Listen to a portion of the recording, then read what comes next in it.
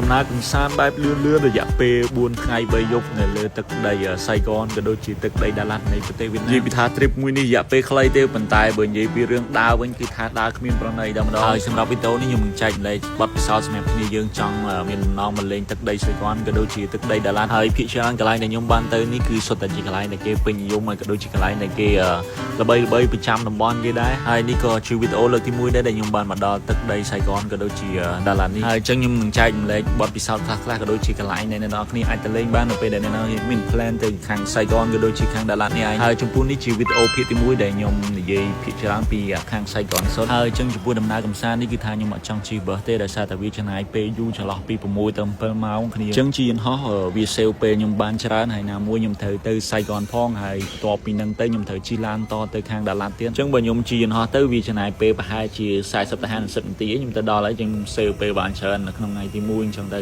ហើយអញ្ចឹងចំពោះដំណើរកំសាន្តខ្ញុំលើកនេះខ្ញុំជ្រើសរើសការហោះហើរជាមួយនឹងក្រុមហ៊ុន AirAsia ហើយចំពោះ AirAsia ផ្ទាល់គឺថាខ្ញុំបានជិះ3ដងហើយដែលលើកទី1ទៅបាងកកហើយលើកទី2ទៅហាណូយចំពោះលើកទី3នេះវិញគឺថាទៅខាងសៃកនម្ដងហើយខ្ញុំជិះយន្តហោះបែបនេះគឺវាជួយសេវពេលខ្ញុំបានច្រើនមែនទែនហើយធ្វើទៅតែវាថ្លៃជាងបើបន្តិចមែនប៉ុន្តែក៏អីអង្គុយគេអីក៏មានផាសុខភាពហើយណាមួយទៀតយើងជិះអត់ដល់1ម៉ោងផងបានដល់ទីតាំងដែលយើងចង់ទៅអញ្ចឹងសេវពេលបានច្រើនមែនទែនហើយនៅលើយន្តហោះនេះក៏គេមានជា food ជា drink ថ្ងៃខ្ញុំបាន order កាហ្វេអីគួយញ៉ាំកាហ្វេមួយផ្លែតអីមកដល់សៃកនបាត់គ្នាយើងនិយាយទៅលឿនរបស់គេហើយអញ្ចឹងបន្ទាប់ពីខ្ញុំ check out អីហើយក៏ខ្ញុំមក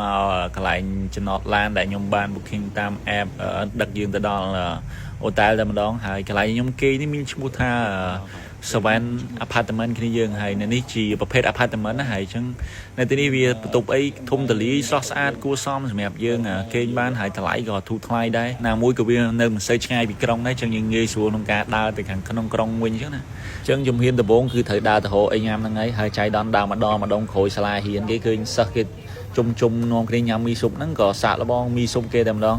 ហើយញ៉ាំមីស៊ុបនេះទៅរសជាតិប្លែកបើគេឆ្ងាញ់បើគេម្យ៉ាងដែរបែបមីស៊ុបបឋមអីចឹងណាហើយចេញពីហ្នឹងកន្លែងដែលយើងអត់គួរភ្លេចទៅហ្នឹងគឺទៅកាហ្វេ apartment ហ្នឹងហើយដោយសារតែនៅទីនេះគឺថាល្បីមែនតើកាហ្វេ apartment ហ្នឹងហើយនៅខាងក្នុងហ្នឹងគឺគេមានរៀបចំជាហាងកាហ្វេហាងលក់ម្ហូបហាងអីផ្សេងច្រើនមែនតើនេះគឺជាកាហ្វេកែវទី1ដែលខ្ញុំបានមកដល់កាហ្វេ apartment ហ្នឹ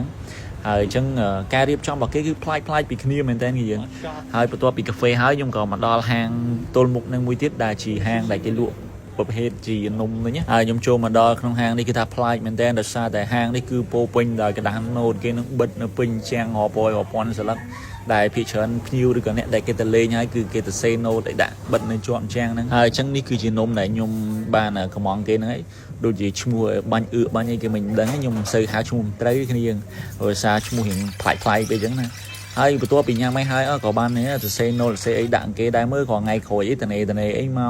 កកន្លែងហ្នឹងយើងមករណូតយើងវិញអញ្ចឹងណាហើយគ្នាយើងដែលបានទៅលេងកុំភ្លេចជួយមើលណូតខ្ញុំផងហើយអញ្ចឹងចេញពីហ្នឹងក៏ខាង Book Street ណាគ្នាយើងដែលនិយាយទៅនៅទីនេះគឺបណ្ដុំដោយកន្លែងលក់សភៅក៏ដូចជាគេដាក់តាំងសភៅតាំងរូបភាពក៏ដូចជាកន្លែងអាតអីផ្សេងនៅទីនេះនិយាយទៅគ្នាយើងដែលបានមកកុំភ្លេចចូលមកមើលនៅទីនេះដោយសារតែប្លែកភ្នែកអញ្ចឹងហើយក៏ជាកន្លែងដែលល្បីដែរដែលគេចំណាំទៅលេងពេលទៅខាងសៃកនហ្នឹងអញ្ចឹងគ្នាយើងអញ្ចឹងចេញពី Book Street ហ្នឹងមកនៅជាប់គ្នាហ្នឹងគេមានកន្លែងអាគារសៃកន Central Post Office ដែលនៅហ្នឹងពីមុនខ្ញុំឮថាជាកន្លែងដែលគេសម្រាប់អ្នកចង់ផ្ញើ postcard ឬក៏អីចឹងណាហើយគេក៏មានលក់ជាវត្ថុអនុស្សាវរីយ៍អីផ្សេងដែរនៅក្នុងហ្នឹងហើយនៅមុខហ្នឹងហ្មងក៏មានកន្លែងដែលគេលក់សបុតឡាន City View គេហ្នឹងដែលយើងអាចទិញជិះបានសម្រាប់មើលទីក្រុងគេលេងអញ្ចឹងណាហើយខ្ញុំជ្រើស recommend ឲ្យអ្នកនរគ្នាមកពេលល្ងាចជិះទៅដោយសារតែវាត្រជាក់ស្រួលព្រោះឡាននេះវាអត់មានដំបូលទេអញ្ចឹងយើងជិះពេលល្ងាចជិះខ្យល់ត្រជាក់ហើយណាមួយយើងដើរពីថ្ងៃទៅរៀងអស់កម្លាំងយើងអង្គុយលើនេះក៏រៀងពេលបាន relax ក៏ដូចជាបានមើល street view គេពេលយប់ពីច្រើនខ្ញុំសង្កេតឃើញគេចូលចិត្តផឹកកាហ្វេតាមដងផ្លូវយប់ឡើងអញ្ចឹងឡានគេហ្នឹងគេបើកយើងជុំវិញ city ហ្នឹងគេបើកទៅបើកមកឲ្យយើងបានមើលគ្រប់ផ្លូវអញ្ចឹងណាហើយយើងមានពេលសម្រាប់នៅលើនេះច្រើនគាត់ថាបើសិនជាផ្លូវស្ទះក៏យើងនឹងធុញនឹង stress ទៅតាមហ្នឹងដែរហើយយប់ឡើងគេមកឈប់នៅខាងមុខ Ho Chi Minh City Hall គេហ្នឹងដែលនៅជិតapartment cafe ហ្នឹងដែរទេហើយនៅមុខហ្នឹងក៏មានសួនមានអីយើងអាចដើរលេងកម្សាន្តអីចឹងណាព្រោះដោយសារតែនៅហ្នឹងគេបើកភ្លើងទៅapartment cafe ហ្នឹងក៏វាស្អាតម្យ៉ាងដែរហើយចេញពីហ្នឹងទៅខ្ញុំក៏ទៅខាងអូតែលខ្ញុំវិញដើម្បីងូតទឹកងូតអីបដូរកៅអៅអញ្ចឹងណា đầm bây giờ hộ ấy nhắm về là nghĩ hay chụp láng dương có plan tới khang walking street đó như hay mà đó nó khơi hang Japan ní từ nó có trong nhằm hộp Japan có show mà sạp đó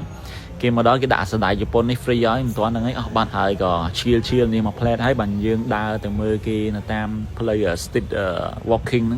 hay thiên tha UO mình đen này thì đi bị chấn số bộ bò tê mình đen hay gì tới gọi đa ba mà trông dương từ lập từ quên như là sao tạm mình được chán bên này tới ní hay clang bong